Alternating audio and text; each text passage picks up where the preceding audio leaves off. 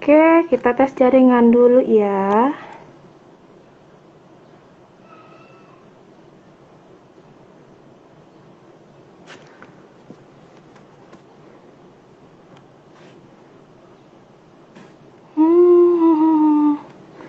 Sudah menunjukkan jam 16.30.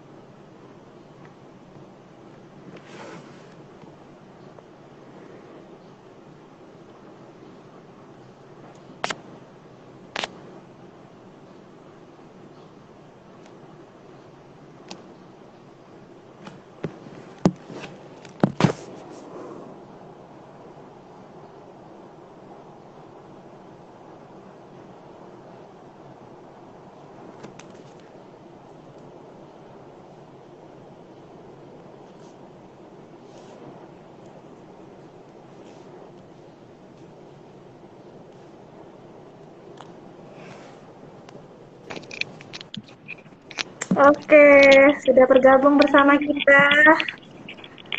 Halo. Halo, Assalamualaikum. Kak Radita. Halo, Sore. Kakak Cynthia. Halo, Kak Puput. Kita mulai Kak aja kali Puput, ya. Kak Cynthia. Boleh? Boleh? Yuk. Udah lewat 3 menit soalnya dari jadwal. Uh, ya. Oke, bismillahirrahmanirrahim. Assalamualaikum warahmatullahi wabarakatuh. Mungkin Waalaikumsalam. ya, Wabarakatuh. perkenalan dulu ya. Perkenalkan, saya petugas Promkes Puskesmas Tiban Baru, biasa dipanggil Bu Puput. Dalam rangka memperingati Hari Gizi Nasional yang ke-62 yang bertepatan pada hari ini, Puskesmas Tiban Baru mengadakan live Instagram ya dengan mengundang dua narasumber kita ya, yang juga rekan kerja di Puskesmas Tiban Baru, yaitu yang pertama ada Dr. Edita Fajarina Tauhida dan Kakak Cynthia Fadli SGZ. Izin dulu membacakan biodatanya dulu ya, boleh ya? Narasumber yang pertama namanya Dr. Edita Fajarina Tauhida, lahir di Iya. Dumai tanggal 24 Februari 1986, asal sekolah, kuliah di S1 Kedokteran UII Jogja. Statusnya sudah nikah ya, Kakak dokter? Ibu dari satu anak. Profesinya di Puskesmas Tiban Baru, dokter umum, mulai sejak Maret 2019 hingga waktu yang belum ditentukan. Oke, kita pindah ke narasumber kita yang kedua ya. Kakak Cynthia Fadli SGZ, lahir pada lahir di Batam tanggal 16 September 1996. Kuliahnya di S1 Gizi FKM UNAN, Fakultas Kesehatan Masyarakat UNAN, Universitas Andalas Padang. Statusnya perlu? Statusnya Enggak usah. masih single. Didoakan segera ya. Amin. Amin. Profesi ahli gizi di Puskesmas Tiban Baru mulai bulan Oktober 2019 sampai dengan waktu yang belum ditentukan juga. Oke.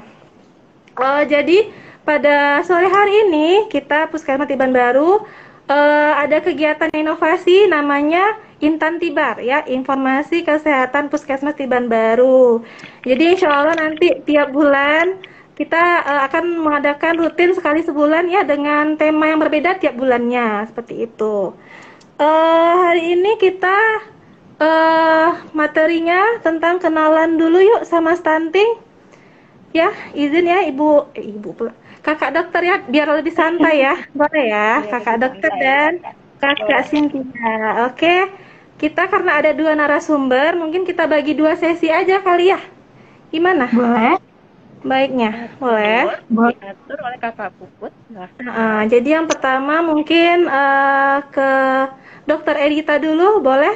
Kita Baik. eh, pemaparan materi dok tentang stunting, kenalan dulu yuk tentang stunting, tentang pengertian, tentang penyebab stunting, dan nanti cara pencegahannya. Waktu dan tempat dipersilakan kepada kakak dokter. Terima kasih Kakak Puput. Iya. BTW selamat launching Intan Tibarnya. Selamat.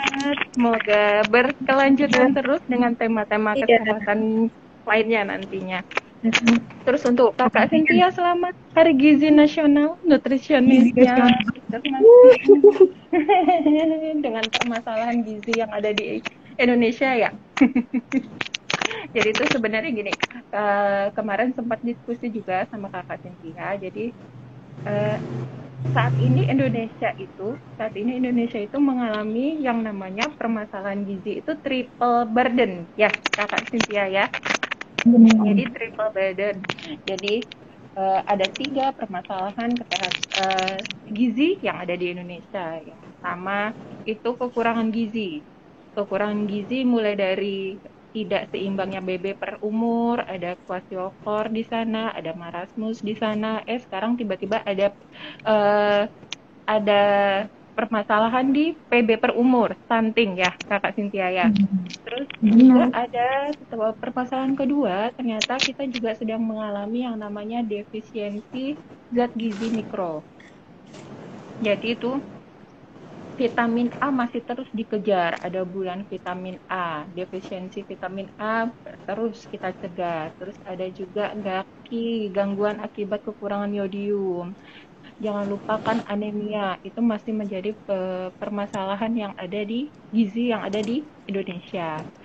Terus selain yang kurang-kurang, ternyata 2 ini kan kurang-kurang, Indonesia juga lagi mengalami yang namanya kelebihan masalah kegemukan, masalah obesitas itu masih menjadi permasalahan di Indonesia. Itu nanti berhubungannya dengan PTM. Ya, Kakak Puput ya, mana tahu nanti kita untuk Intan Tibar ada membahas tentang PTM, bukan pertemuan tatap muka, tapi penyakit tidak menular. Banyak banget singkatan yang sama sekarang. Jadi nanti itu berhubungan dengan PTM, penyakit tidak menularnya. Nah, kembali lagi ke stunting. Jadi itu ternyata stunting sudah sangat lama menjadi permasalahan di Indonesia. Jadi stunting itu ternyata di tahun 2017, WHO sempat memasukkan datanya bahwa Indonesia termasuk peringkat ketiga dengan prevalensi stunting tertinggi di Asia Tenggara, di ASEAN. Jadi di tahun 2017, makanya 2018 jadinya konsentrasinya terhadap stunting kita. Terus kemudian di tahun 2018 ada data lagi ternyata naik jadi 30,8. Terus ada data lagi yang menunjukkan bahwa sebenarnya sudah cenderung untuk menurun. Di tahun 2019 ada 27,67 dan di tahun 2021 ini 27,7. Hanya saja menurut WHO itu masih menjadi masalah. Kenapa? Karena ternyata masih di atas 20%. Batasnya 20% ya kalau nggak salah ya. Jadi target kita tuh sekitar 14% kalau nggak salah ya Kak Cynthia ya. Nanti diperbaiki kalau ada yang salah. Benar ya? Iya. Terus ternyata di tahun 2021-2022 ini kan program nasional tentang pencegahan stunting. Nah, ternyata untuk daerah lokasi fokusnya di Batam.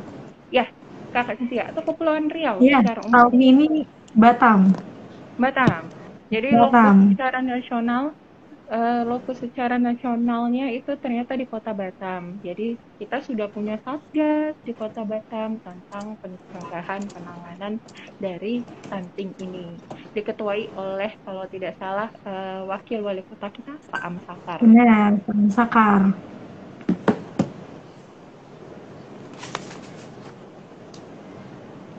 Kenapa? Sinyalnya Kakak Dokter?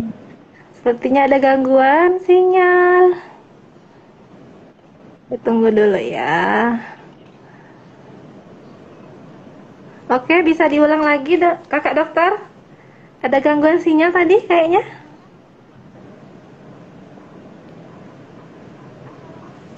Suaranya nggak muncul.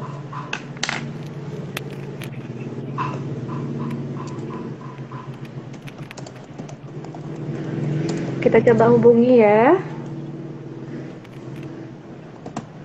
Iya, kenapa? Suaranya nggak muncul Kakak dokter? Suaranya muncul karena mungkin pakai headset kali ya.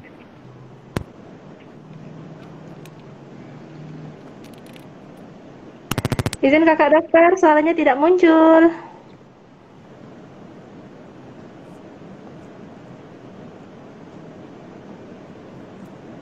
Suaranya tidak kedengaran.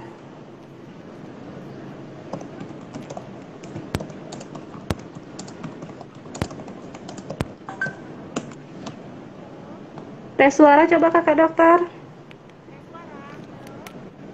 Nggak kedengaran. Ada Bunda Hilda. Iya, ada Bunda. Selamat bergabung, Dokter Hilda. Atau kakak keluar dulu? Boleh dilepas saja nggak headsetnya? Kakak dokter. Izin. Iya, suaranya kayak jauh tapi ada gitu. Iya, jadi ngomong pun nggak kedengaran jadinya. Tes 1 2 3. Halo? Kecil suaranya ya? Ada, tapi kecil banget Kak. Kecil kali. Atau kakak keluar dulu, nanti invite lagi. Oh iya, boleh. Boleh. Ulang. Boleh. Coba di live dulu sebentar, nanti kita undang kembali. Boleh. Kita undang lagi. Ini debut pertama ya, Kak. Iya. Jadi harap maklum untuk para penonton yang sedang mengikuti live streaming kami pada sore hari ini. Namanya Instagramnya, oh ini. Oke, kita tunggu dulu ya.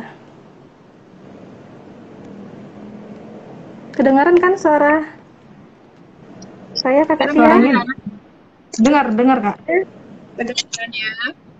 Udah kembali normal. Sampai mana tadi ya kakak dokter? Tentang pembahasan tentang angka yang ada di Kota Batam ya. Jadi ya, prevalensi Kota Batam.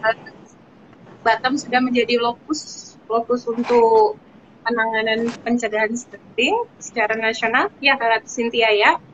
Terus Benar. di Kota Batam sendiri untuk angka prevalensinya itu ada 6,02% untuk angkanya. Angka prevalensi kejadian stunting.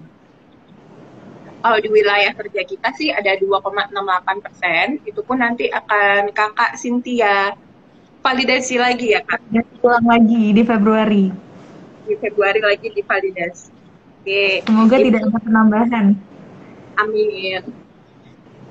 Terus, nah kembali lagi apa itu stunting? Jadi kalau tadi sudah introducing, sudah perkenalan tentang ini, perkenalan tentang awal mula kenapa stunting jadi heboh, ternyata memang lagi tinggi.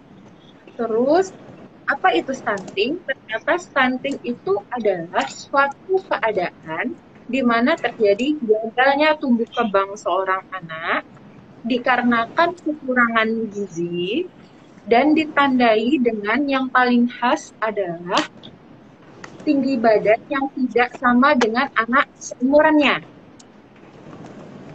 Jadi kalau misalnya periksa itu nanti ada ibu-ibu kadernya ditemani oleh kakak Cynthia-nya. Jadi diperiksa tuh ada tabel tentang tumbuh kembangnya. Di tumbuhnya itu nanti didapatkan misalnya tinggi badan per umurnya kok tinggi badan per umurnya kurang dari -2 standar deviasi. Gitu ya, Kakak Tia ya. Nah, jadi kalau secara umum kita sebagai orang awam cukup ngelihat, oh ternyata tinggi badannya tidak sama dengan anak-anak seusianya. Nah, untuk penangkapannya sendiri, jadi kan kita perlu tangkap nih, kita curiga stuntingnya di mana. Untuk penangkapannya sendiri, biasanya kita tangkap di 1000 hari pertama kehidupan. Jadi dari usia yang paling gampang dilihat itu dari usia di bawah 2 tahun ya, Kakak Cynthia ya. Walaupun ada beberapa literasi yang bilang bahwa balita juga bisa untuk ditangkap untuk dicari tahu apakah benar dia terjadi stunting atau tidak. Terus ada beberapa literasi juga yang menyatakan bahwa stunting itu tidak sama ternyata dengan kerdil. Jadi kan ada yang bilang nih, stunting itu apa? Kerdil gitu. Ternyata ada beberapa literasi yang tidak setuju stunting itu beda dengan kerdil. Jadi kalau stunting itu, jadi kalau kita di muslim ada yang kodo dan kodar ya, ada yang takdir yang bisa diubah sama takdir yang tidak bisa diubah. Jadi kalau yang kerdil, itu identik dengan penyakit genetik. Jadi penyakit genetik yang berhubungan dengan kromosom dan tidak bisa diubah. Jadi takdir yang tidak bisa diubah. Tapi kalau stunting itu berhubungan dengan asupan gizinya, dan kalau cepat kita tangkap, cepat kita tanganin, cepat kita cegah, dan cepat bisa kita perbaiki juga. Gitu. Penting pengertiannya sudah jelas tadi. Kemudian kalau misalnya tanda dan gejalanya, penyebabnya dulu, penyebabnya itu secara umum ada yang bilang 2 penyebabnya. Jadi yang pertama itu karena kekurangan gizi kronis, yang kedua karena infeksi yang berulang, terutama di dalam masa 1000 hari pertama kehidupan, HPK kalau kita bilangnya.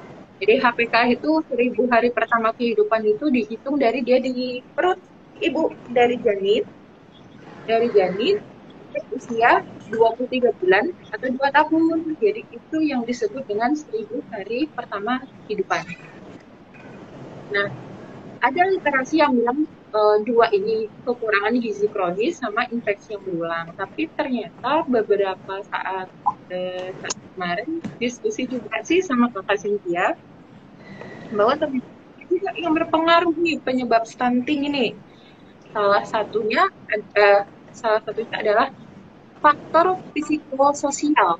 Jadi faktor psikososial ibu dan faktor psikososial anak selama 1000 hari pertama kehidupan.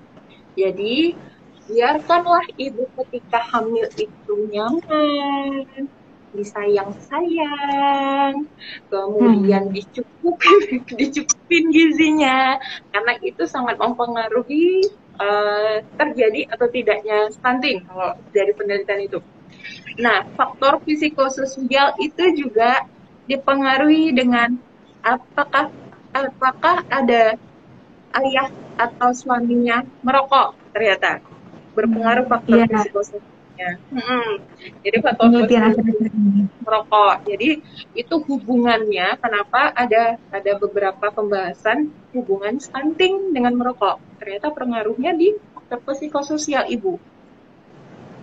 Selain memang zat-zat yang masuk dihirup sama ibu memang berbahaya, ternyata faktor psikososial juga berpengaruh.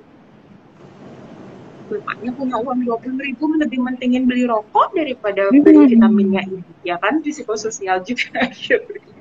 Iya, benar. Terus tadi sudah dijelaskan, jadi yang sangat berpengaruh adalah di 1000 hari pertama kehidupan. Jadi dari hamil sampai umur 24 bulan, 23 bulan, 24 bulan, 2 tahun. Makanya nanti juga Kakak Cynthia akan menjelaskan banyak program, terutama di puskesmas kita, untuk pencegahan stuntingnya itu memang dimulai dari ibu hamil sampai anak umur 2 tahun. Tanda dan gejala sudah khas sekali bahwa tinggi badannya tidak sama dengan anak seusianya. Kemudian ada yang mengalami pertumbuhan gigi yang terlambat, ada yang mengalami performa buruk karena dia kan tadi pengertian stunting adalah suatu keadaan keterlambatan atau gagal tumbuh kembang. Jadi tumbuh kembangnya, perkembangannya terhambat, performanya buruk terhadap tes perhatian atau belajar itu buruk. Kemudian ada juga jadi di usia 8 sampai 10 tahun anak menjadi lebih pendiam. Ada beberapa literasi yang bilang bahwa gejalanya ciri-ciri stunting gitu. 8 sampai 10 tahun anak menjadi lebih pendiam, tidak banyak melakukan eye contact. Ini mungkin lebih ke faktor fisikis juga. Dia lebih pendek kan dari teman-temannya, jadi dia merasa minder juga. Terus dampak apa saja dari stunting ini? Jadi dampak stunting itu ada dua. Dampak stunting ada yang jangka pendek, ada yang jangka panjang. Nah, kalau yang jangka pendek ini biasanya anak lebih mudah sakit. Jadi anak lebih mudah sakit dan sering mengalami gangguan kesehatan. Kalau sudah sering mengalami gangguan kesehatan, maka orang tua makin banyak mengeluarkan biaya kesehatan di dampaknya pendeknya. Kemudian terjadi gangguan perkembangan baik kognitif, motorik, verbal yang gangguannya menjadi kurang optimal dibandingkan anak lain yang seusianya. Kalau dampak jangka panjangnya, jadi dampak jangka panjangnya, postur tubuh anak menjadi tidak optimal, beda dengan anak-anak seusianya. Kemudian, jadi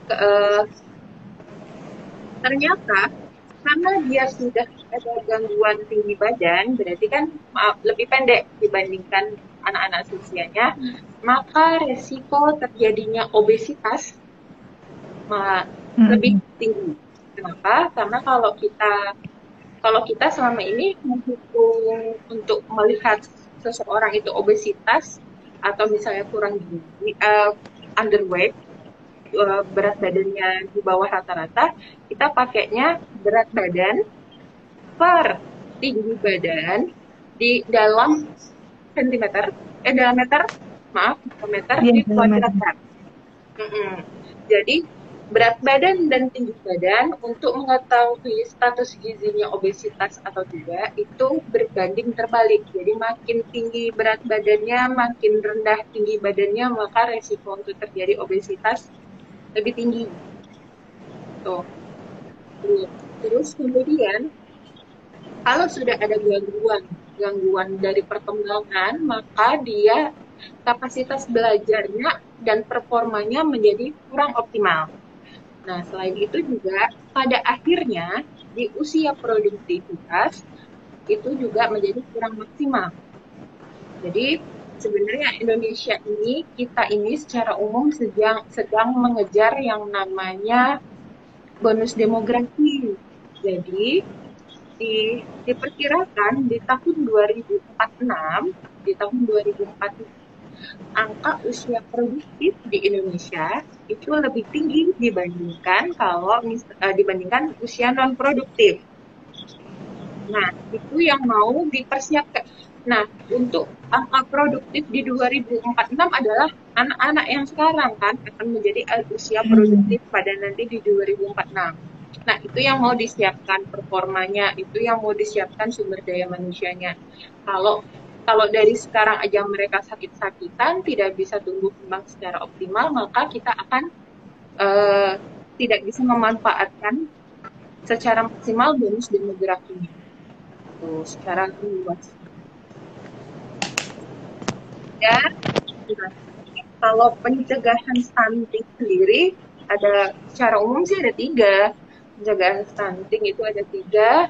Yang pertama cukupi gizi, yang kedua lengkapi imunisasi, dan yang ketiga perbaiki sanitasi. Kenapa? Karena bertiga ini saling berhubungannya untuk mencukupi gizi tadi, untuk mencegah kekurangan gizi secara kronis, dan dan juga untuk mencegah infeksi berulang pada anak. Jadi kalau imunisasi udah lengkap nih, terus sanitasi udah terbaiki nih, air bersih cukup, buang air besarnya memang dijamban. Berarti kan untuk terjadinya infeksi minimal, jadi tidak ada terjadi infeksi berulang pada anak. Paling gitu aja sih yang bisa dijelaskan dari stunting, atau mungkin ada kakak Cynthia mungkin yang mau nambahin, atau kakak Puput ada yang terlupa misalnya. Minta tolong.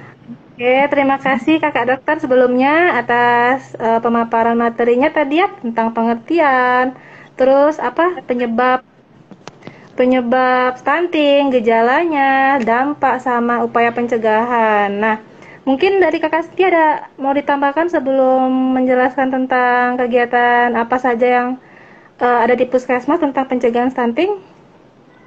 Ada tambahan? Mungkin langsung nanti sekalian kali ya, apa saja ininya, ini poin-poin pencegahannya, terus nanti kita kasih tahu nih kalau di Tiban Baru ternyata semua pencegahannya itu udah kita lakukan gitu, sudah pernah kita jalankan gitu ya. Jadi boleh lanjut ya Kak ya? Boleh, silakan. Nah, jadi prinsip pencegahan stunting itu, intinya stunting itu kita harus mencegahnya sedini mungkin. Nah, stunting itu memang lebih dititik beratkan kepada kita, kaum perempuan. Karena apa? Karena nantilah dari kita, para wanita-wanita hebat, keluarlah nanti hasil, ibaratnya akan keluar insan-insan yang nantinya akan berguna bagi masa depan bangsa, sesuai dengan bonus demografi tadi ya, Kakak Dokter ya. Jadi memang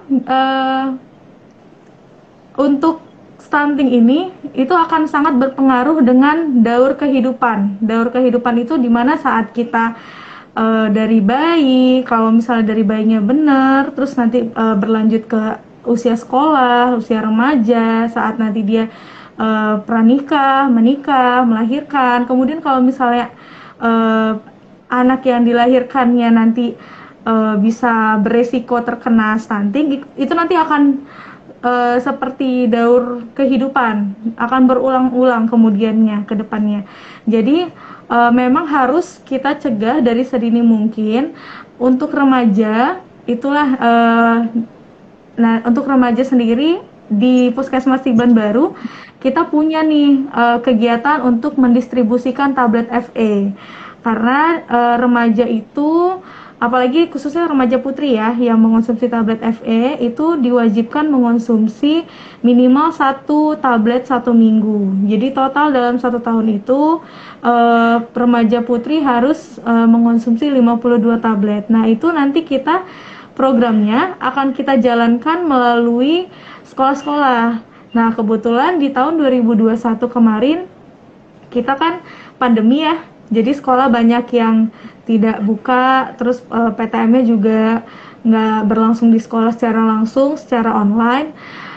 Jadi kita pemberian tablet tambah darah itu melalui rumah-rumah, melalui ibu-ibu kader.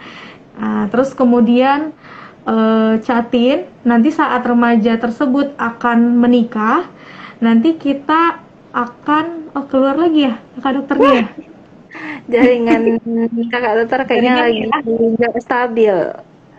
Oke, lanjut aja. Nggak apa-apa sambil fight ulang ya.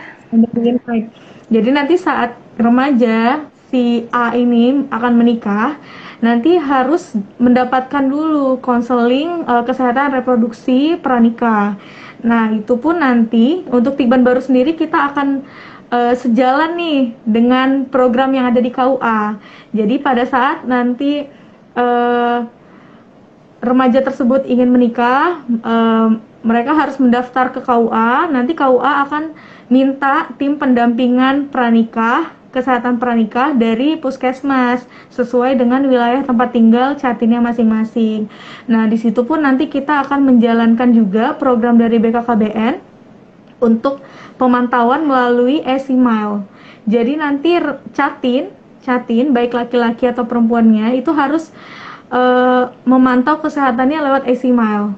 Nah, di situ nanti bisa dilihat apakah layak atau tidak untuk menikah. Tapi sebenarnya untuk memutuskan lanjut atau tidak menikahnya itu nanti akan diserahkan ke catinnya masing-masing. Jadi kita hanya membantu catin tersebut untuk menentukan kondisi kesehatannya apakah bagus atau tidak, atau perlu didampingi lagi seperti itu. Terus kemudian dari nanti dia setelah dia menikah itu kan nanti akan hamil, ya kan, akan memiliki keturunan, akan hamil. Jadi nanti kita pun untuk di Tiban Baru sendiri kita ada namanya kelas ibu hamil. Jadi untuk pemeriksaan kehamilan itu kita bisa lakukan di puskesmas dan kita juga bisa lakukan di posyandu. Terus kemudian nanti kita akan buka kelas ibu hamil. Di kelas ibu hamil itu akan ada sekitar 4 pertemuan ya kalau nggak salah ya Kak. Nanti di situ ada senam hamil, di situ ada konseling laktasi, bagaimana cara menyusui yang benar nanti setelah melahirkan. Terus kemudian ada cara mengasuh anak, bagaimana pemberian makan pada anak. Nah, pemberian ASI eksklusif pada anak itu nanti akan dijelaskan di kelas ibu hamil. Kelasnya itu gratis, cuman butuh waktu dari ibu hamilnya itu untuk ikut ke dalam kelasnya tersebut. Terus kemudian nanti setelah melahirkan anaknya tersebut kan, bayinya nanti itu kita bisa melakukan pelayanan pemberian imunisasi di puskesmas. Sejalan ya dengan cara pencegahan tadi yang setelah disebutkan kakak dokter, pencegahannya melalui imunisasi. Imunisasi dasar lengkap itu kan ada 9 ya, 9 kali. Nah, yang 9 itu untuk di wilayah Tiban Baru itu kita lakukan di puskesmas dan di posyandu. Nah, untuk posyandu sendiri kan Tiban Baru ada 20 nih Kak. 20 itu setiap hari itu ada jadwalnya masing-masing. Terus kemudian nanti untuk yang di puskesmas itu untuk beberapa wilayah perumahan yang nggak ada posyandunya. Jadi kita bukakan khusus di puskesmas setiap tanggal 25. Setiap bulan tanggal 25. Jadi kalaupun nanti ada sekiranya keluarganya yang misalnya belum imunisasi bayinya atau terlambat atau bagaimana, itu nanti bisa dikejar setiap tanggal 25. Terus kemudian nanti juga untuk bayi kita bisa ada konselor laktasi di puskesmas. Ada bidan depi, kita konselor laktasi. Kalau misalnya nih ada ibu menyusui yang bermasalah dalam memberi ASI-nya atau ragu dalam memberi ASI-nya apakah udah tepat atau belum, rasanya udah tepat nih tapi kok anak saya kayaknya kurang ya berat badannya, berarti kan ada yang salah di pelakatan cara menyusuinya atau cara pola makan ibunya. Itu nanti kita adakan konseling di puskesmas. Itu untuk jadwal gizi sendiri kan setiap hari Kamis ya, setiap minggunya. Kalau untuk konselor laktasi itu boleh, tapi kita harus buat janji dulu ya kayaknya ya sama bidannya. Karena tergantung nanti jadwalnya apakah lagi turun posyandu kah atau bagaimana. Tapi kalau misalnya lagi turun posyandu nggak apa-apa, bisa ditanyakan juga. Terus kemudian untuk nanti dia untuk bayi pun ada pemberian vitamin A. Kalau vitamin A biru itu kan kapsul ya warna biru yang 1000 IU dosisnya. Itu nanti bisa diberikan di puskesmas atau di posyandu. Nah, kalaupun kalaupun ada yang misalnya wilayahnya nggak ada posyandu, itu boleh dimintakan ke puskesmas setiap harinya. Kita setiap harinya ada, tapi hanya di bulan Februari dan Agustus saja. Terus kemudian nanti setelah anak itu bayi kan menjadi balita tuh. Nah, di balita pun ada lagi programnya. Kita ada program kelas ibu balita. Jadi di kelas ibu balita itu nanti ada kalau nggak salah 4 sesi juga ya, 4-5 sesi. Nah, di situ ada pelatihan pemberian makan pada bayi. Itu biasanya kita adakan contoh bentuk makanan snack atau contoh bentuk makanan yang cukup kalorinya untuk balita tersebut gitu. Terus kemudian ada pelatihan penyakit infeksi, penyakit, nanti ada bertemu dengan dokter juga di kelas itu. Jadi kalau seandainya ibu balitanya punya anak yang ragu nih mau ke rumah sakit atau gimana ya, tapi di kelas balita tuh kita sediakan juga, kita hadirkan juga dokter untuk bertanya apakah penyakit anaknya tuh bagaimana. Jadi sambil sharing-sharing juga sih antara ibu-ibunya juga.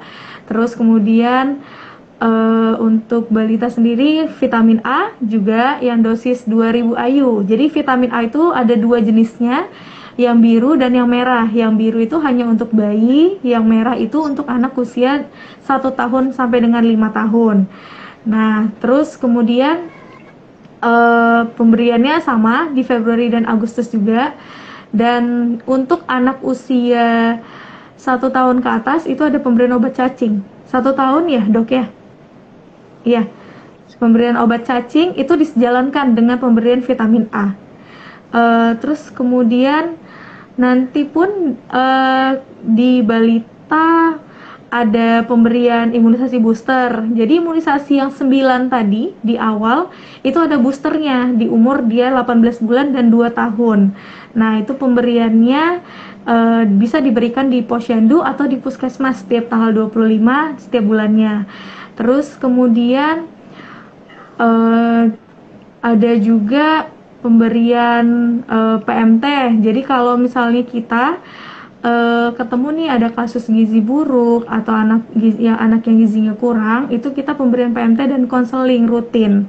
Jadi nanti selama 2 bulan kita pantau apakah berat badannya akan naik bagaimana gitu. Jadi setiap 2 minggu sekali itu biasanya, kalau saya biasanya setiap 2 minggu sekali itu saya adakan jadwal untuk konseling kalau bayinya itu terindikasi gizi buruk gitu.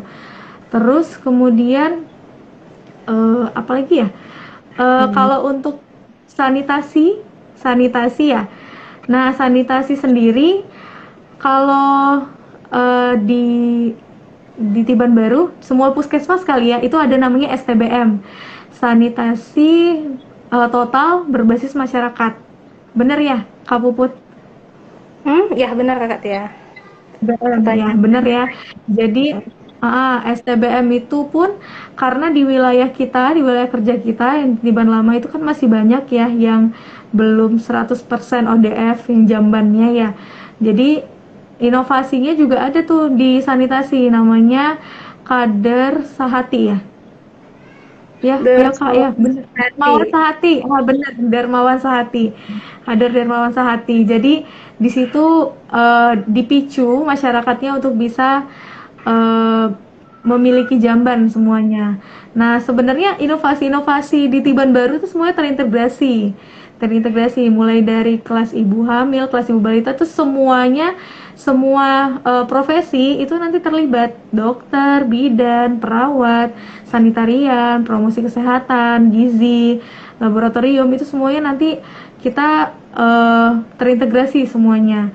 Terus kemudian melanjutkan tadi ya, ibu hamil harus disayang-sayang ya kakak dokter ya, harus dicukupi gizinya. Nah itu juga selain wanitanya, selain kitanya yang harus berusaha, pasti akan sangat besar dampaknya jika ada peran seorang bapak suami. Jadi stunting ini bukan hanya masalah ibu-ibu yang bawa anaknya ke posyandu, tidak.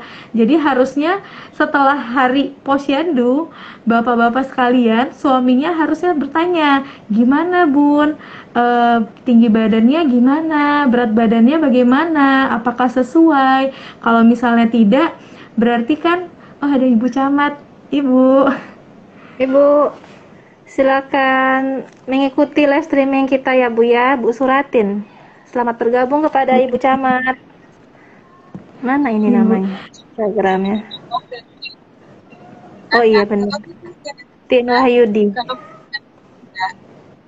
Kakak Puput ya. request dari dokter Hilda, kita buka masker. Oh, boleh.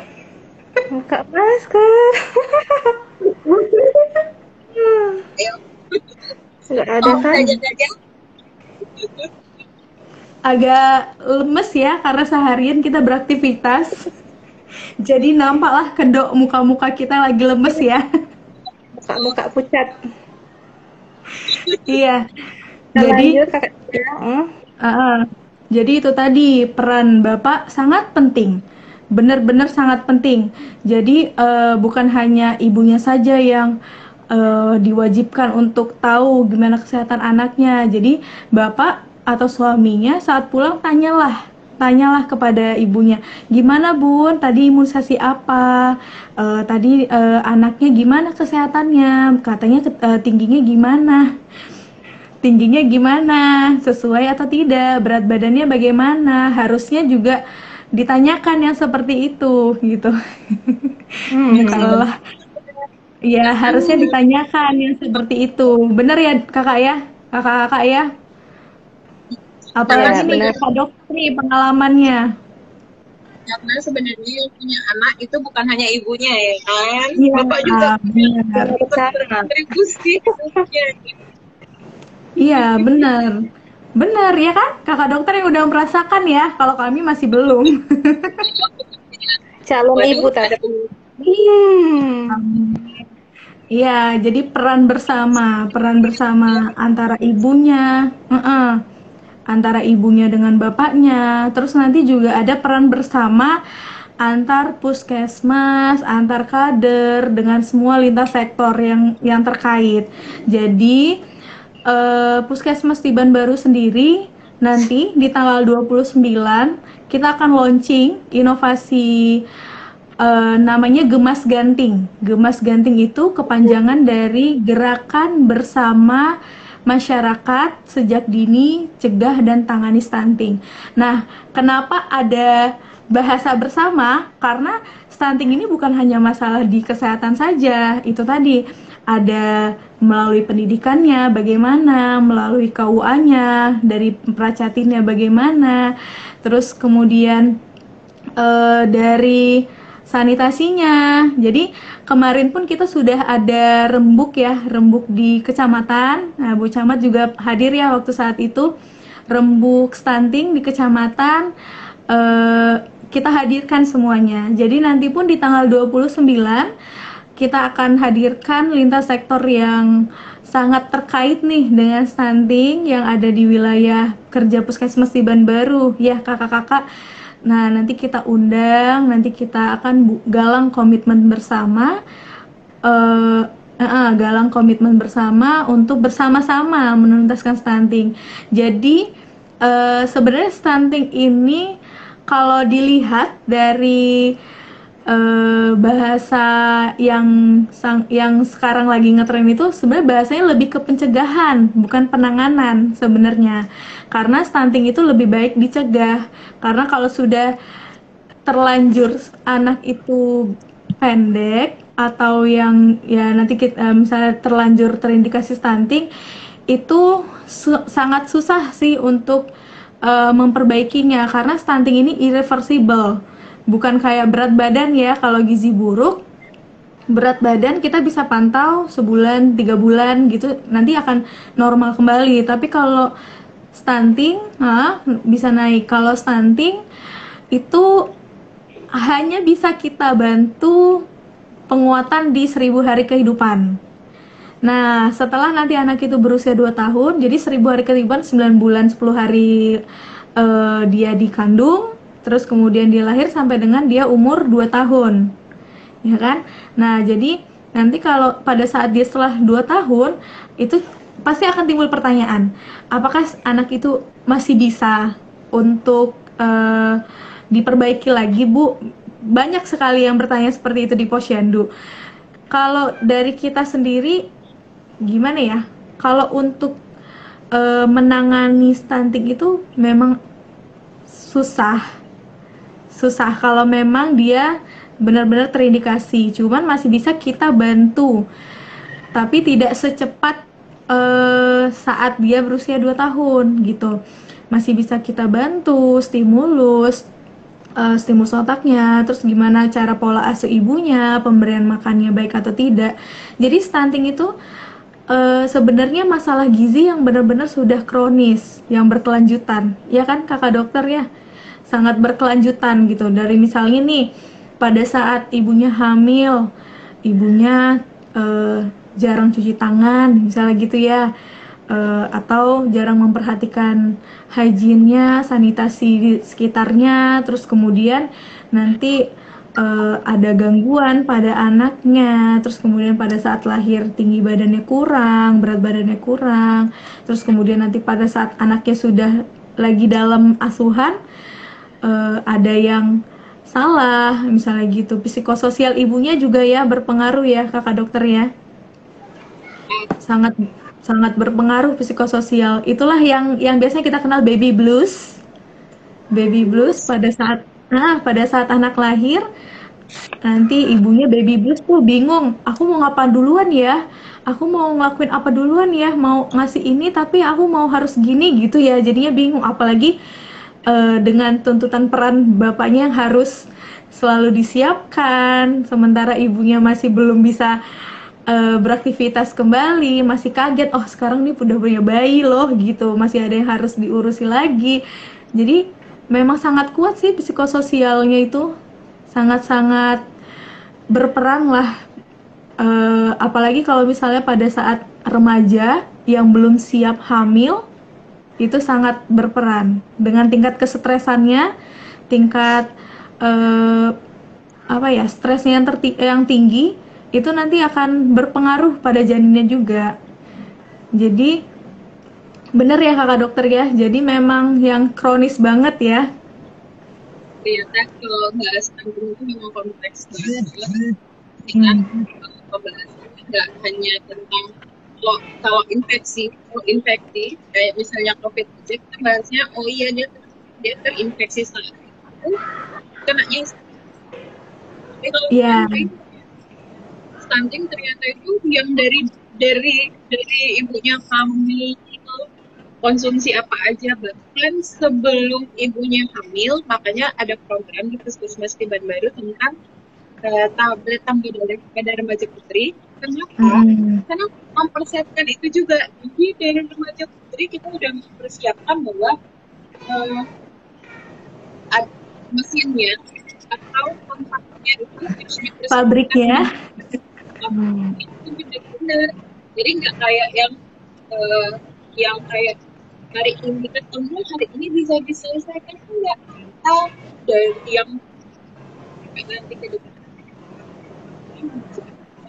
panjang, kita nggak tahu nih di titik mana dia bisa berdampak ya kakak dokter ya. Nah itu juga sih. Terus juga kita kemarin juga udah mulai ini ya, bagi-bagiin buku KIA ya ke BPM. Jadi harapannya setiap ibu hamil harus memegang buku KIA di masa kehamilannya, karena buku itu sangat lengkap sekali isinya, mulai dari gimana cara pola asuh, membersihkan, memandikan anak bagaimana, di situ juga ada. Terus kemudian cara melatih stimulus anak. Jadi selain tinggi badan anak yang harus diperhatikan untuk anak stunting, ternyata stimulusnya juga berperan itu kakak dokter. Jadi anak stunting itu memiliki lingkar otak ya, lingkar kepalanya itu lebih kecil daripada anak seusia biasanya. Nah itulah kenapa kalau saat kan kita di puskesmas ada pemeriksaan deteksi dini tumbuh kembang anak DDTK. Nah jadi DDTK itu mulai diukur itu nanti pada saat anak usia 1 bulan, 2 bulan sampai dengan 6 bulan itu setiap bulannya. Terus kemudian 9 bulan, 12 bulan, 18 bulan. Jadi kita tahu nih, oh ternyata anak ibu misalnya yang seharusnya dia sudah bisa berlari tapi misalnya belum bisa berlari. Jadi itu kita bisa tahu oh apa yang kurangnya ya gitu. Dan sebenarnya untuk ngejudge anak itu stunting, itu kita nggak bisa macem-macem sih langsung ngomong, oh ternyata dia stunting. Enggak. Jadi kalau misalnya dari buku yang kami baca juga, buku yang saya baca itu kalau untuk kalau misalnya nih ketemu anak stunting, apakah kita harus heboh? Iya anaknya stunting gitu-gitu.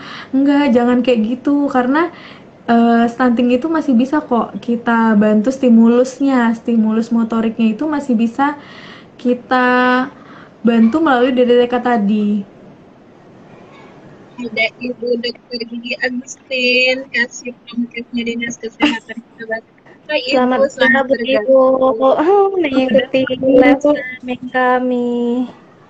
Mau motong tadi nggak enak. Oke lanjut. Nggak apa-apa. Lanjut. Baik. Terus Ulang yang apalagi? cek. Apa? Jadi ternyata tumbuh kembang anak itu memang harus terpantau juga, apalagi di 1000 hari pertama kehidupan ya Kakak Tia ya. Benar.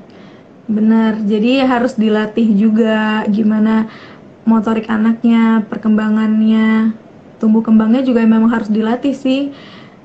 Biar tahu kan kita, oh ternyata si anak kurangnya ini. Terus nanti itulah nanti di posyandu ada konseling ya, konseling meja penyuluhan, meja konseling. Nah, itu gunanya. Pada saat posyandu tuh banyak tuh. Kita sekarang udah mulai ini ya, bukan sekarang juga sih dari kemarin, ibu-ibunya udah mulai sadar tentang kesehatan anaknya. Jadi kalau misalnya ada yang kurang dikit aja, Bu, anak saya kok kalau misalnya kayak gini dia begini, Bu. Masalah gini. Kalau kita pribadi kan untuk pengalaman ke anak sendiri kan belum ada. Cuman kalau dari teori kita masih bisa bantu konseling gitu. Ternyata anak-anak seumur segini nggak apa-apa kok Bu, dia belum bisa ini. Mungkin kan beda-beda anak beda juga kemampuannya. Nah seperti itu. Tapi kalau memang ada juga ya kakak dokter ya, misalnya yang dia datang berobat ke puskesmas ternyata banyak ya yang belum bisa ini, belum bisa itu. Malah kadang ternyata pas ibunya curhat, oh ternyata pemberian makannya nggak adekuat, nggak gizi seimbang gitu. Kadang ada yang salah. Jadi sebenarnya nggak apa-apa sih kalau untuk bertanya-tanya di posyandu atau boleh datang ke puskesmas ya buat ketemu dengan tenaga kesehatannya. Sebenarnya memang harus gitu ya, harus sadar sama kesehatan mulai saat sekarang gitu. Ini juga udah banyak yang nonton ibu-ibu kader hebatnya Puskesmas Tiban Baru. Keren-keren, ada Bu Nur, ada Bu Rapea, ada keren-keren. Ya itu kader-kader hebat itu.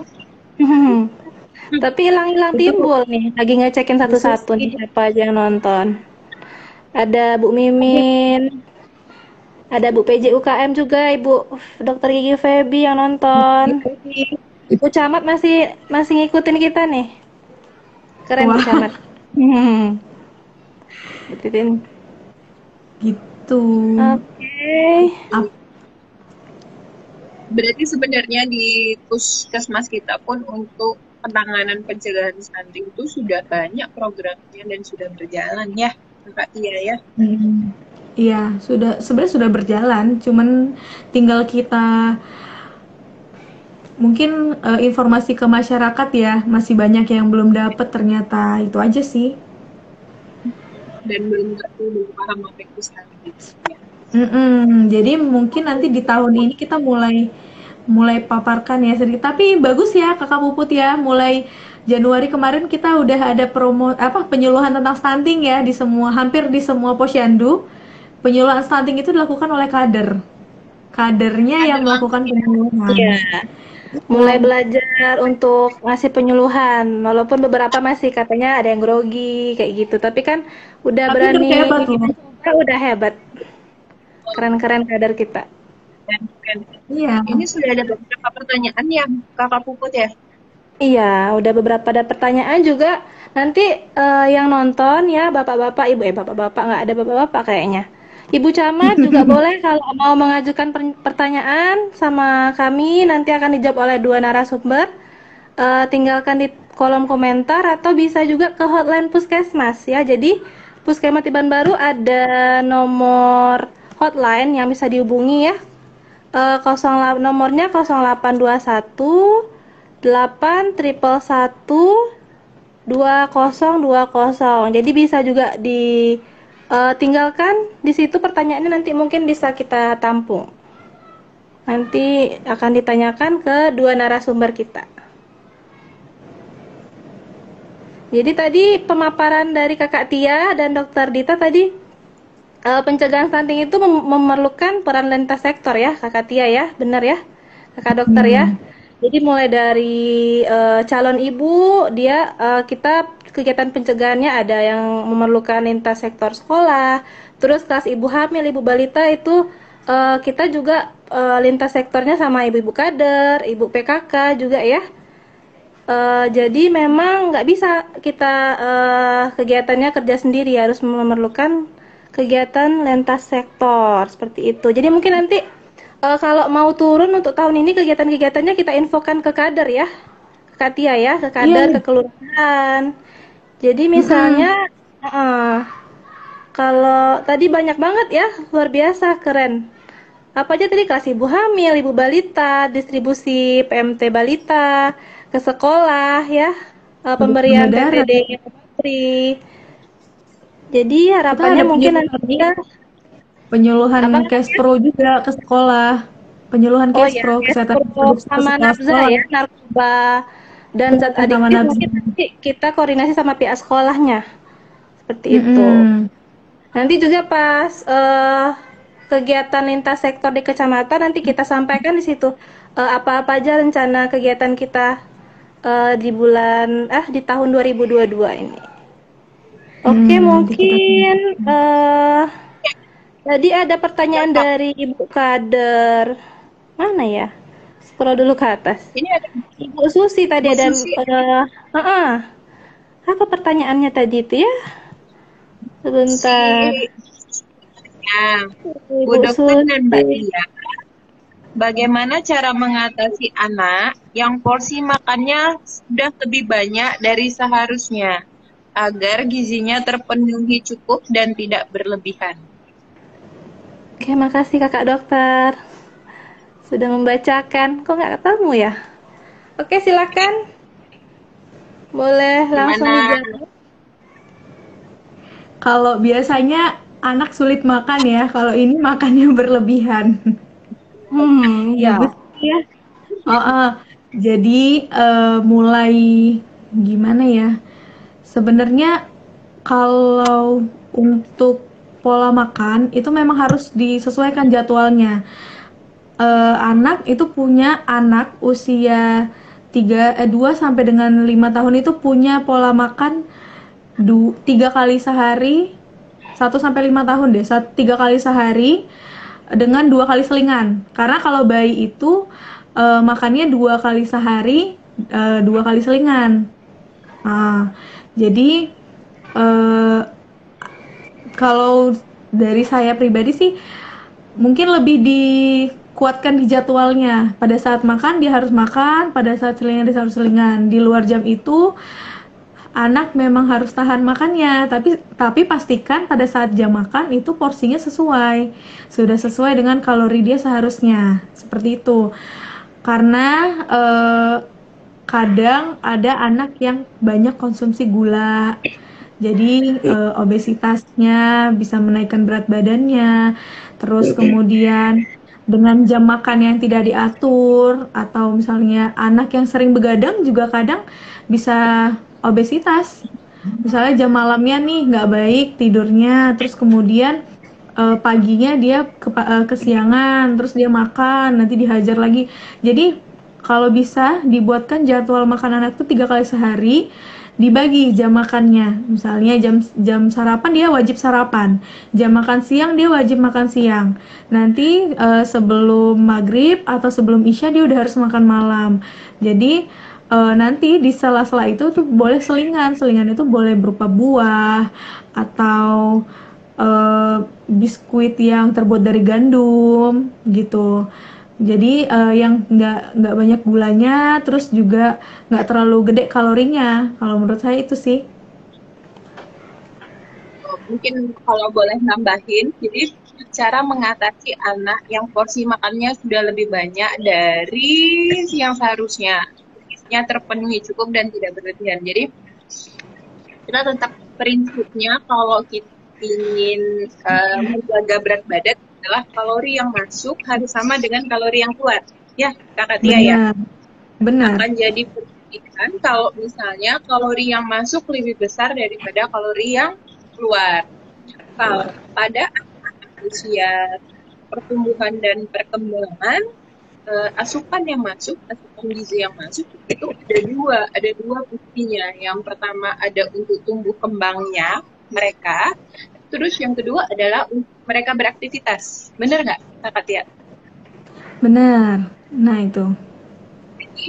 Jadi kalau misalnya sudah tadi Kakak Tia bilang kita sudah mendisiplinkan anak nih, makan paginya sudah jelas, makan siangnya sudah jelas, makan malamnya sudah jelas, dengan ada selingan, jangan lupa anak juga harus aktivitas. Ini sekarang kebanyakan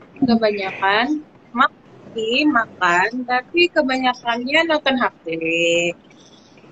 tiduran, tidak ada aktivitas fisik, tidak ada kalori yang keluar. Itulah yang akhirnya menyebabkan banyaknya kalori yang tersimpan. Kalori yang tersimpan terlalu banyak diubah menjadi lemak, jadinya obesitas gitu Bu Susi. Jadi harus diimbangkan.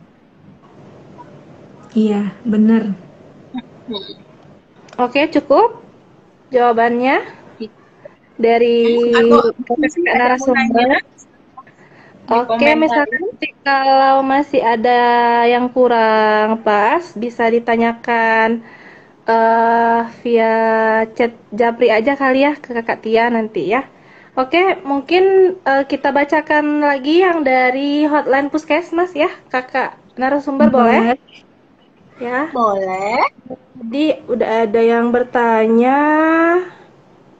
Yang pertama, apakah susu formula berpengaruh besar terhadap stunting? Pertanyaannya. Boleh dijawab dulu dari Kakak Tia. Susu formula ya. Kalau susu formula sendiri, sebenarnya penggunaannya itu kan sebenarnya tidak dianjurkan. Karena anjurannya itu bayi harus mendapatkan ASI eksklusif sampai dengan 6 bulan dan ASI plus MPASI, makanan pendamping ASI itu hingga dengan dia 2 tahun. Nah, setelah itu baru anak bisa makan makanan yang seperti keluarga makan. Jadi sebenarnya hubungan susu formula sendiri kalau menurut saya belum ada penelitian juga sih masalah susu formula ini dengan stunting. Cuman untuk anjurannya tadi seperti itu. Tapi mungkin ada beberapa dokter yang menoleransikan penggunaan susu formula itu dengan bayi yang ada keadaan tertentu. Misalnya bayinya gizi buruk pada saat lahir, berat badan kurang dari 2,5 kg. Terus kemudian ada indikasi penyakit lain yang menganjurkan dia untuk mengonsumsi susu formula, atau misalnya ibunya setelah melahirkan itu ada gangguan kesehatan yang tidak memungkinkan untuk pemberian ASI. Nah, itu biasanya beberapa dokter menoleransikan, membolehkan penggunaan susu formula pada bayi daripada nanti kekurangan kalori, terjadi penyakit atau terjadi gizi buruk. Nah, seperti itu. Kalau menurut Dokter Dita gimana nih? Iya, silakan dokter. Kalau ada tambahan. Jadi bagaimanapun juga nutrisi bagus dibandingkan, bukan maksudnya mengecilkan ibu-ibu yang sekarang menggunakan susu formula, tapi tetap nutrisi ASI itu memang lebih bagus dibandingkan susu formula. Itu yang tidak bisa terbantahkan gitu ya. Kemudian mungkin juga tidak berhubungan langsung terhadap nutrisinya kalau menurut kakak dokter, tidak berhubungan langsung. Cuma berhubungan dengan ini yang kita diskusikan tadi, Kakak Cynthia, bahwa dengan kita memberikan ASI, kita menjalin pola asuh kedekatan dari ibu dan anak. Jangan lupa tadi kan sudah dibahas sama Kakak Cynthia juga bahwa ternyata stunting ini sangat dipengaruhi oleh faktor psikososialnya. Jadi dengan pemberian ASI, jangan lupa juga inisiasi menyusu dininya, itu terjalin batin yang akhirnya berpengaruh ke pola asuhnya. Sebenarnya itu sih hubungannya. Kalau secara apakah nutrisinya ada hubungannya dengan stunting atau tidak, sejauh ini belum ada penelitian ke arah sana. Ya, Kakak Tia ya. Benar. Terus lagi tambahannya, untuk susu formula, kenapa tidak dianjurkan untuk anak usia di bawah 2 tahun? Karena susu formula itu punya kandungan yang belum bisa dicerna oleh pencernaan anak dan ginjalnya. Jadi kan ginjalnya itu belum bisa memfilter nih sekuat kita orang dewasa memfilter makanan yang masuk. Terus kemudian seperti ususnya itu belum bisa menyerap bagaimana kita menyerap makanan yang masuk saat sekarang ini. Jadi itulah kenapa penggunaan susu formula itu sebenarnya tidak dianjurkan untuk bayi dan kalau sebenarnya terutama di bawah 2 tahun. Jadi sebenarnya ada ibu yang ngomong misalnya gini, Bu, anak saya nggak mau makan, saya kasih susu formula aja gimana? Untuk nanti kalau nggak dikasih susu formula malah kalorinya kurang. Kadang ada yang gitu yang ngomong ya kakak dokter ya.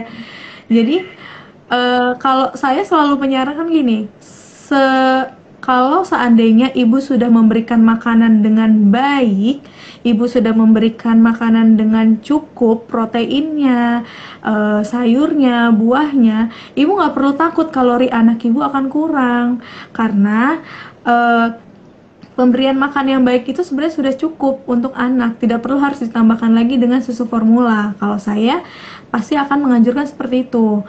Tapi kadang ada juga yang ibu balitanya malah, udahlah Bu, nggak apa-apa lah, tambah susu formula aja, dia nggak kenyang-kenyang, katanya kayak gitu.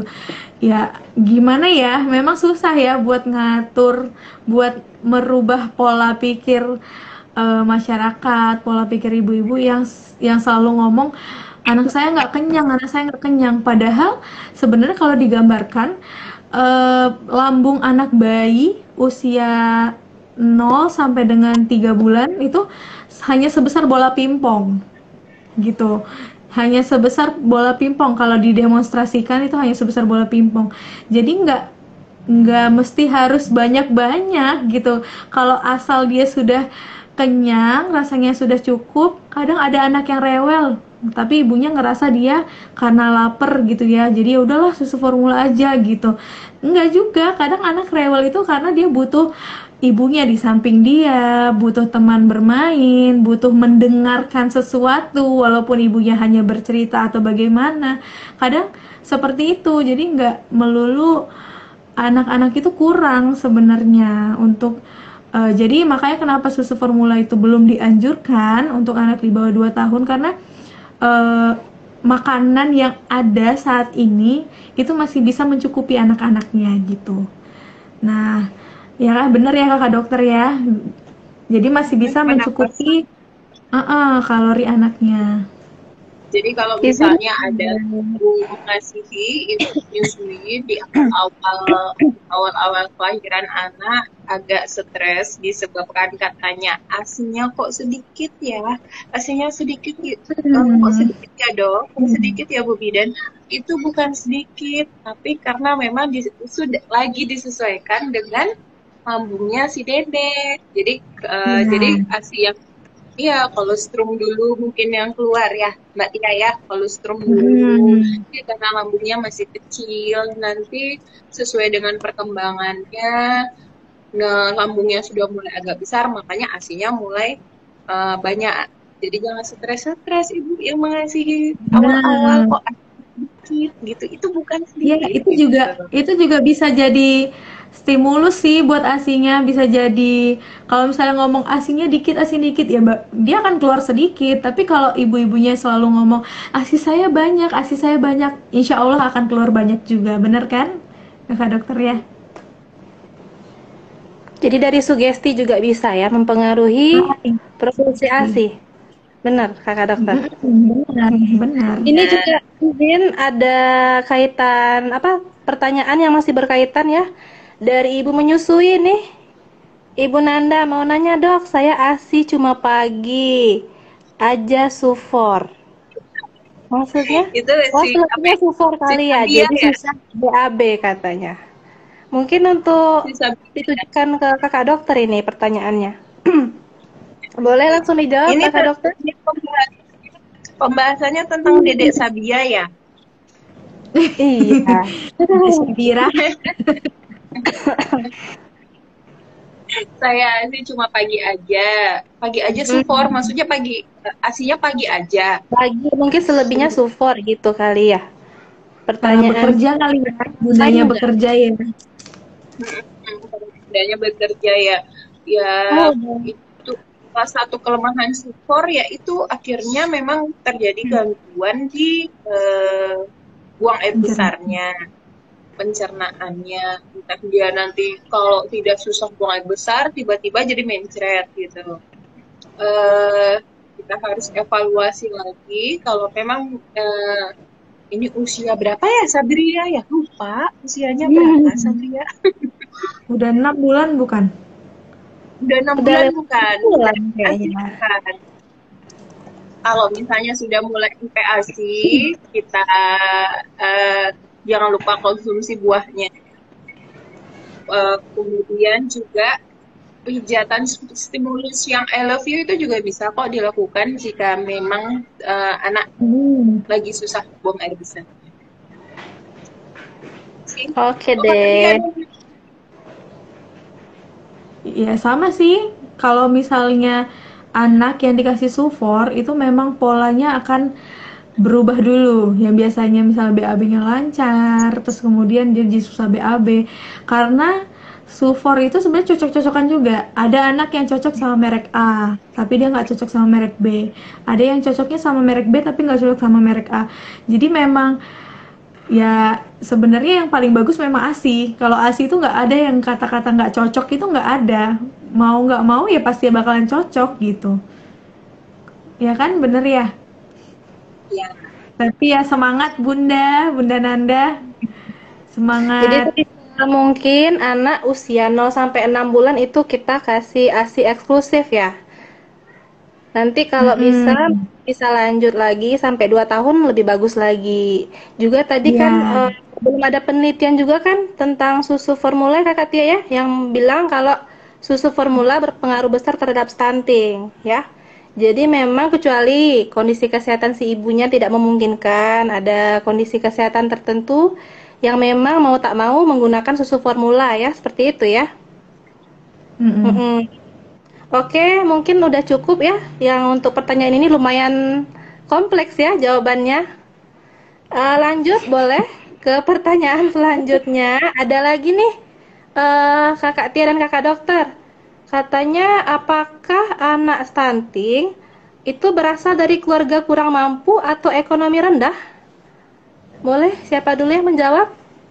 Om Pimpa? Dari Gimana ya? Nah itu tadi sih sebenarnya peran lintas sektor ya. Peran lintas sektornya juga berpengaruh. Kalau untuk bahasa kurang mampu sih sebenarnya nggak semua anak yang kurang mampu itu bisa beresiko stunting, enggak. Cuman kalau misalnya kurang mampu ini kan kita objektif ya. Maksudnya kita nggak tahu nih menurut si A kurang mampunya seperti ini, tapi menurut kita itu berkecukupan kok gitu. Tapi menurut ini malah enggak dia memang kurang mampu. Kita ngerasa kurang mampu gitu ya. Tapi sejauh apapun itu memang gimana ya? Memang harus perkaya ilmu deh kayaknya ya. Intinya di ilmu. Kalau ilmunya pakem, dapat ilmunya, insya Allah mau gimana pun keadaannya itu sebenarnya bisa aja. Jadi itu Iya. sebenarnya berhubungan dengan ini sih. Tadi itu kan kita tahu yang penjelasan penyebab stunting itu adalah kurangnya gizi kronis sama infeksi yang berulang. Kemudian cara pencegahannya adalah cukupi gizi, lengkapi imunisasi, perbaiki sanitasi. Nah, mungkin bukan identik sih. Jadi ketika ketika ada yang kurang mampu tadi, bahasanya kurang mampu, maka identiknya dengan lingkungan sanitasi nih mungkin. Iya, mungkin Gizi yang tidak tercukupi atau sanitasinya. Nah, padahal belum tentu, bisa aja yang dia memang kurang mampu secara ekonomi, tetapi ternyata sanitasinya bagus. Kemudian gizi anaknya dipenuhi oleh dia, walaupun dia kurang mampu, tapi tetap gizi anaknya dia aware terhadap gizi anaknya. Kemudian dia rajin ke posyandu, puskesmas, kan gratis ya kita ya. Jadi imunisasinya terlengkapi. Jadi nggak selalunya identik dengan yang kurang mampu, karena memang ya itu tadi penyebabnya sama pencegahannya aja yang perlu digarisbawahi sebenarnya. Nggak ada hubungannya sih sebenarnya. Oke deh, jadi intinya misalnya ibunya nih rajin ke posyandu juga kan, rajin ke posyandu, dengerin penyuluhan, konseling edukasi kesehatan, dan si ibunya pun mau melakukan apa yang disarankan oleh tenaga kesehatan saat di posyandu untuk memberikan misalnya empati untuk anaknya nih umur segini dikasih apa, pokoknya penanganannya tepat, insya Allah anaknya sehat ya, tumbuh optimal ya, seperti itu ya. Oke, Ibunya mau mungkin belajar. banyak mau belajar intinya. Lanjut lagi, masih ada pertanyaannya. Kakak dokter sama kakak Ayo, Tia, boleh. boleh tambah lagi ya. Boleh, insya Allah. Pertanyaannya katanya, setelah 2 tahun di 1000 HPK hari pertama kehidupan, apakah stunting masih bisa diperbaiki? Gimana tuh? Kakak Tia boleh dijawab dulu? Kalau untuk diperbaiki itu tadi mungkin agak bisa tapi sulit. Tapi sulit tapi bisa. Gimana tuh ya? karena tadi stunting ini kan irreversible, jadi kita nggak bisa langsung mematokkan, oh tenang bu, dengan pemberian makan ikan setiap hari anak ibu dalam sebulan bisa tinggi, nggak mungkin ya. Atau tenang bu, dengan pola asuh yang baik selama dilatih ini kita pastikan anak ibu 2 bulan bisa langsung tidak bisa dikatakan stunting lagi, kan nggak bisa kayak gitu sih sebenarnya. Cuman kita kalau kita petugas kesehatan, kita bisa bantu nanti melalui konseling pola asuh, nanti pemberian makannya bagaimana, terus kemudian kita bisa kasih tahu nih sama ibunya, oh ternyata gini loh bu yang benar, gini yang benar. Jadi nanti kita fasilitasi untuk konseling, lebih tepatnya gimana caranya.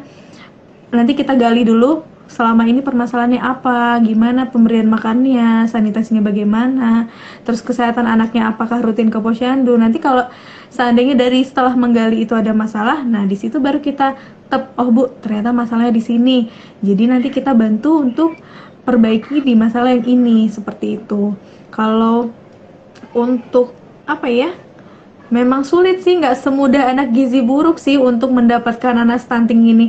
Kalau anak gizi buruk kita bisa lihat, wih badannya ternyata sudah kulit membungkus tulang gitu, terus rambutnya sudah berwarna jagung, kekuningan, terus kemudian ada udem, oh ini udah pasti nih gizi buruk.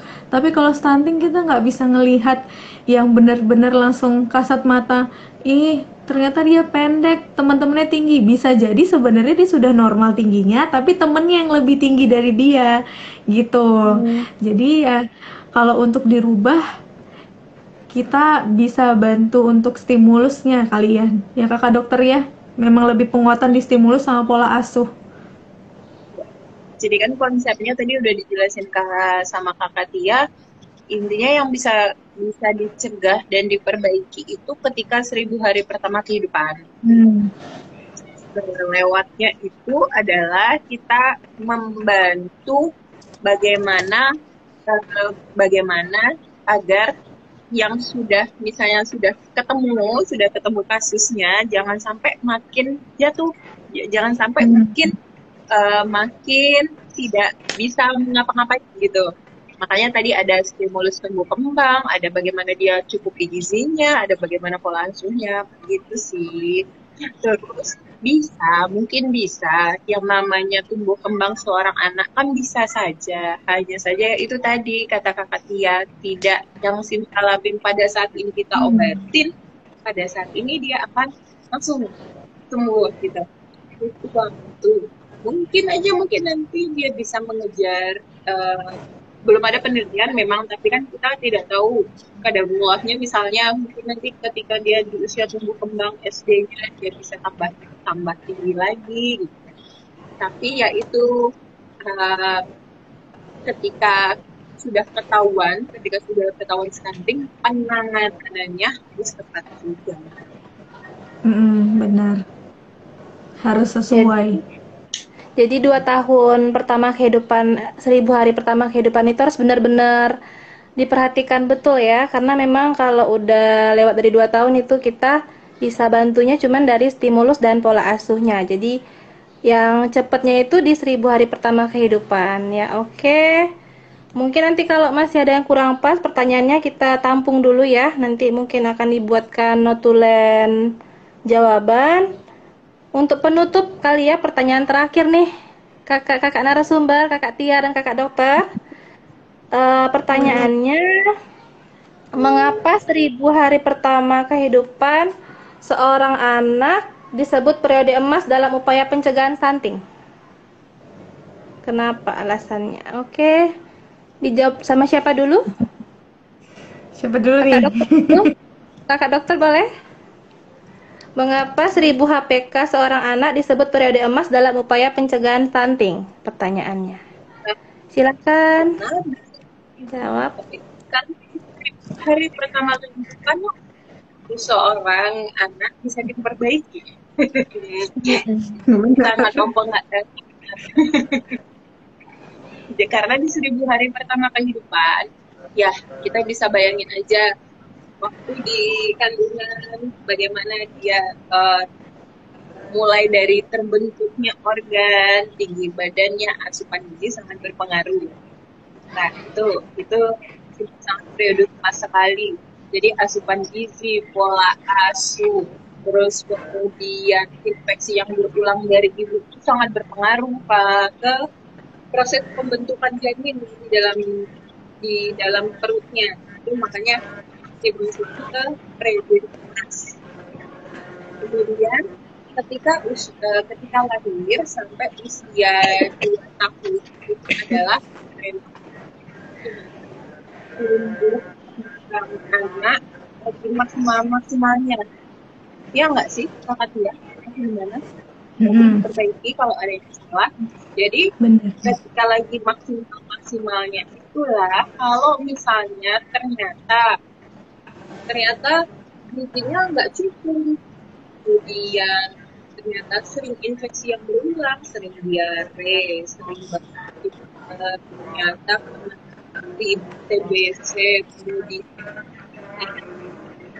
jadinya tidak maksimal ya akhirnya untuk tumbuh kembangnya. Ini disebut periode emas. Atau Kakak Tia ada mau nambahin? Ya, itu tadi kenapa menambahkan kenapa 1000 hari pertama kehidupan golden age itu kan masa emas tuh berarti sangat-sangat mahal ya harganya ya, emas kan mahal ya. Jadi sangat-sangat mahal, prosesnya itu sangat berperan penting karena pada saat ibu hamil, sesuai dengan penelitian kasat mata saya, kalau misalnya di posyandu atau lagi pelayanan ya, ibu yang hamilnya dengan KEK KEK itu bisa kita ukur melalui lingkar lengan atasnya. Kalau misalnya lingkar lengan atas di bawah 23,5, berarti ibunya bisa beresiko terkena kekurangan energi kronis.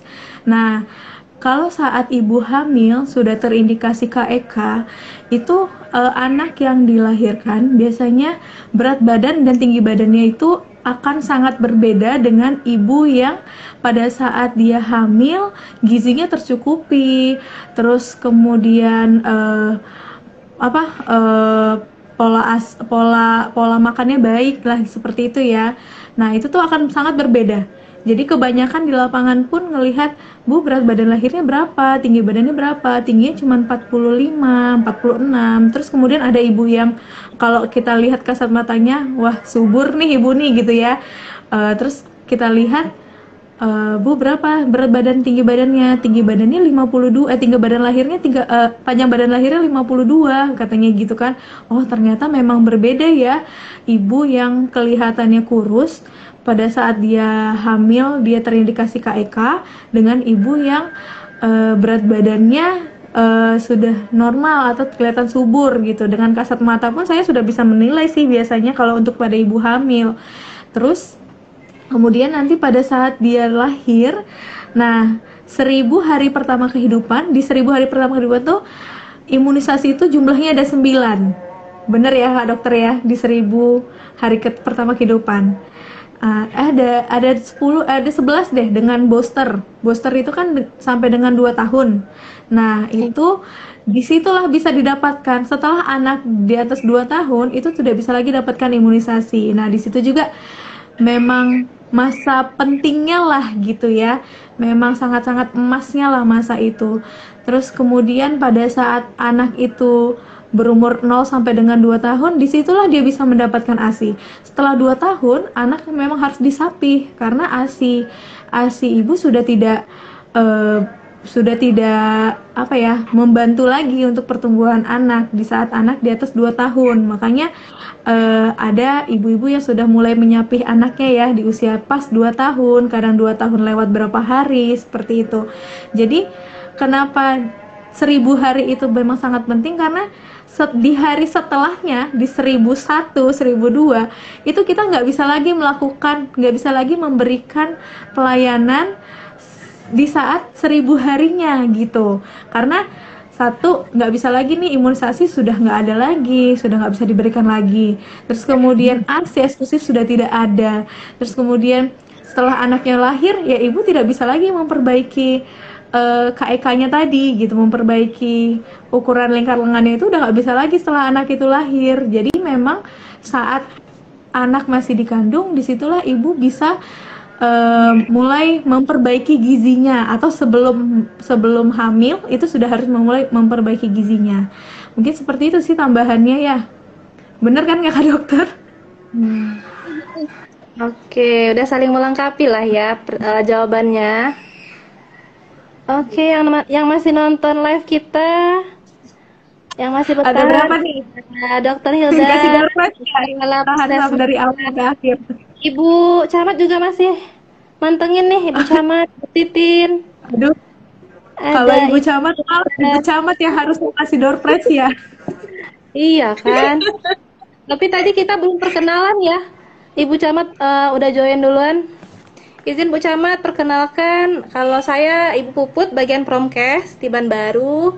Kalau Ibu yang di bawah ujung kiri yang pakai jilbab dongker itu Ibu Cynthia, Mbak Tia ya, Cynthia PJ Gizi, penanggung jawab program gizi di Puskesmas. Terus yang ujung kanan bawah ada kakak dokter ya, Ibu Dokter Edita, namanya Edita, penanggung jawab dokter umum ya.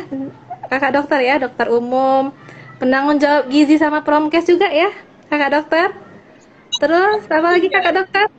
Penanggung jawab jejaring jaringan. Ya, benar. Oke. Itu dia. Sekilas perkenalan kami. Oke. Di kolom komentar masih ada yang bertanya kah?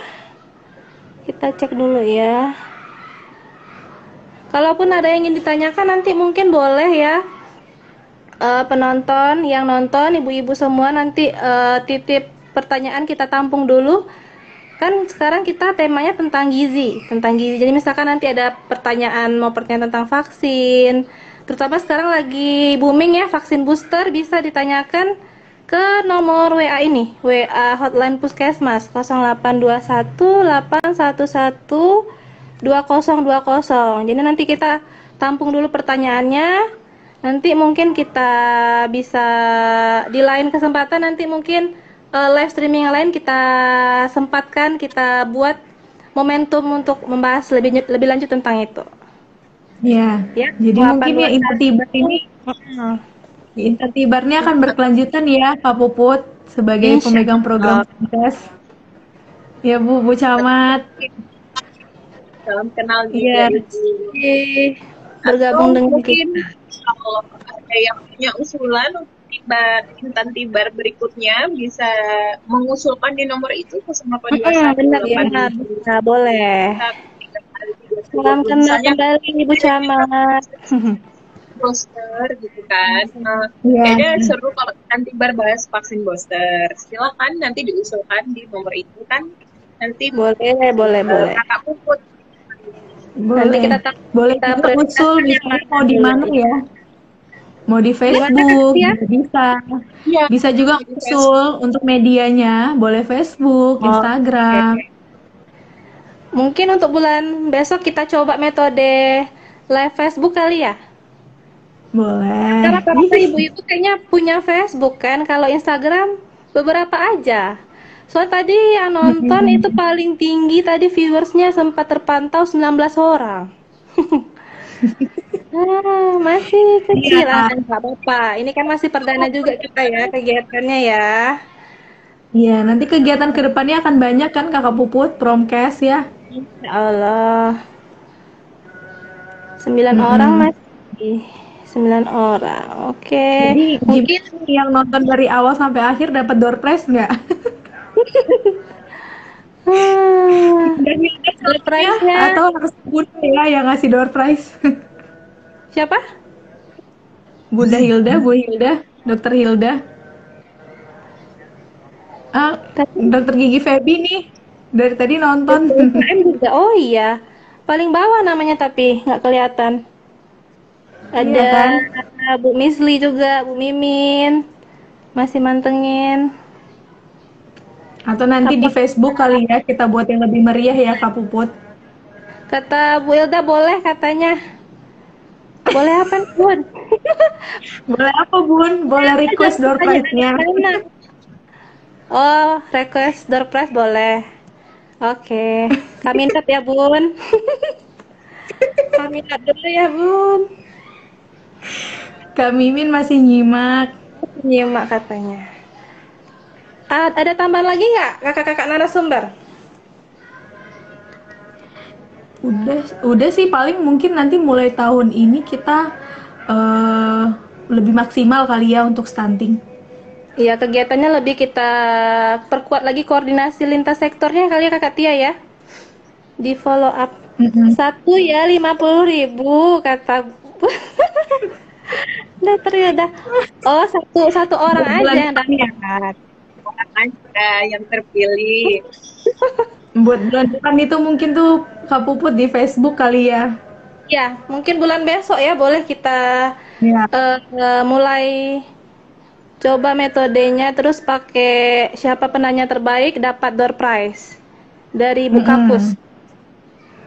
Dari Bu Dr. Hilda. Iya, gitu sih. Oke. Kalau nggak ada lagi yang ingin ditanya, gimana kakak dokter? Mungkin kakak sudah bisa menyimpulkan. Oh iya, kesimpulan. Berarti nggak ada tambahan ya, fix ya? Oke. Memasuki waktu Indonesia menuju maghrib juga ya. Mungkin sedikit menyimpulkan dari apa yang telah disampaikan oleh dua narasumber kece kita tadi ya, ada kakak Tia, ada kakak dokter Edita, Jadi memang stunting itu harus benar-benar kita maksimalkan di 1000 hari pertama kehidupan, mulai dari si calon ibu ya, dari sejak remaja harus benar-benar mendapatkan asupan gizi selain tablet tambah darah yang harus dikonsumsi. Tadi sekali seminggu ya Kakak Tia ya? Satu Jadi tablet 1 minggu. ya, 1 tablet 1 minggu. Jadi setahun ada 52 Tablet. jumlahnya ya, 52 buah tablet tambah darah seperti itu. Juga nanti dari ibu hamil sampai anak melahirkan sampai dia berumur 2 tahun memang harus benar-benar kita perhatikan gizinya. Selain gizi juga tumbuh kembangnya, stimulus, pola asuh orang tua, imunisasi tadi ya. Terus juga sanitasi, kebersihan, hygiene juga.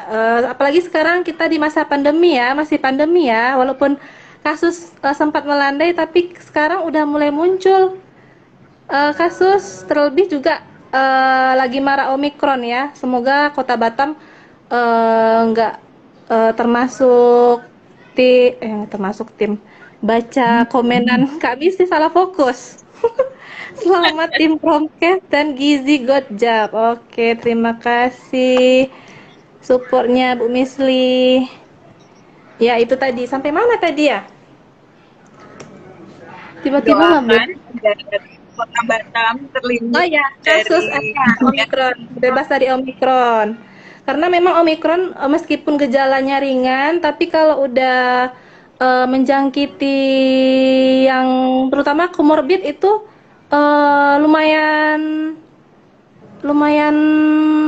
dampaknya ya Kakak dokter ya, karena di Jakarta kemarin ada berita katanya 2 orang meninggal karena terkena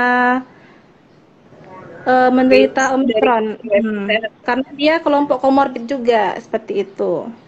Jadi cuci tangan tetap ya, ibu-ibu semua, sobat puskesmas di Banbaru, cuci tangan, pakai masker, tetap prokes pokoknya meskipun kasus sudah melandai, stay safe and healthy ya untuk kita semua ya. Terus juga bulan besok insya Allah nanti kita kumpulin dulu nih yang tadi sudah disampaikan, apa-apa aja materi yang perlu nantinya kita kupas tuntas ya seperti hari ini ya. Karena ya, yang sekarang ini juga perdana kita dalam memperingati Hari Gizi Nasional. Selamat Hari Gizi Nasional yang ke-62. Bulan depan kita bulan vitamin A. sakit, Kakak Tia.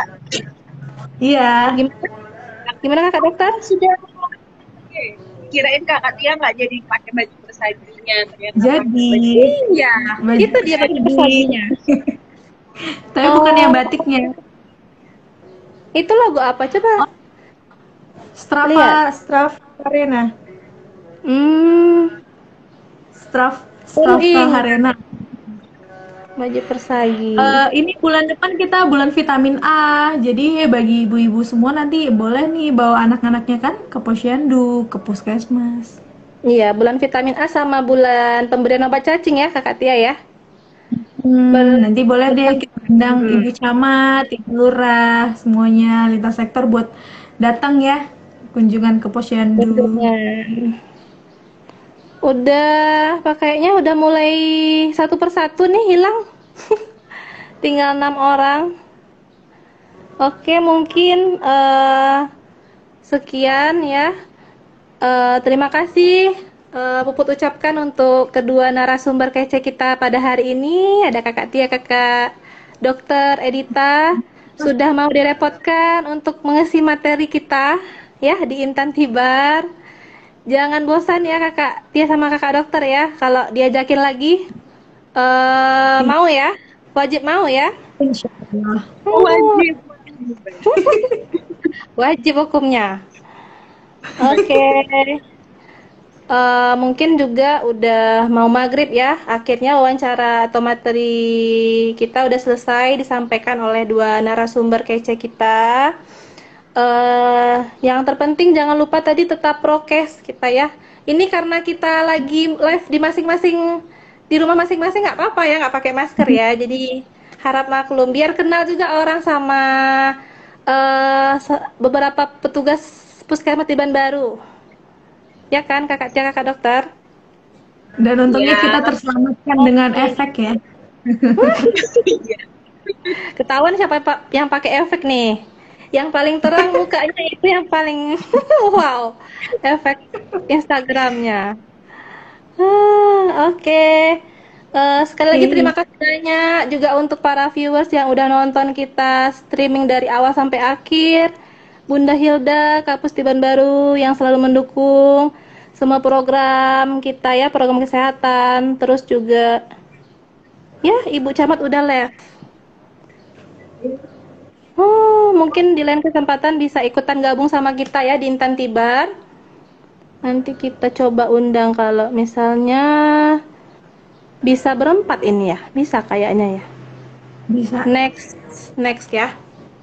Oke, terima kasih lagi sekali lagi kepada kakak dokter kakak Tia. Next pertemuan Intan Tibar mungkin lebih seru lagi ya. Banyak tentang update kesehatan lain yang sedang booming juga nanti. Oke. Terima kasih kakak Tia, kakak dokter. Bye-bye. Terima kasih. Selesai. Ya, terima kasih. Assalamualaikum. Selamat beribadah, salat maghrib. Izin live ya. Ya, Izin silakan kakak dokter.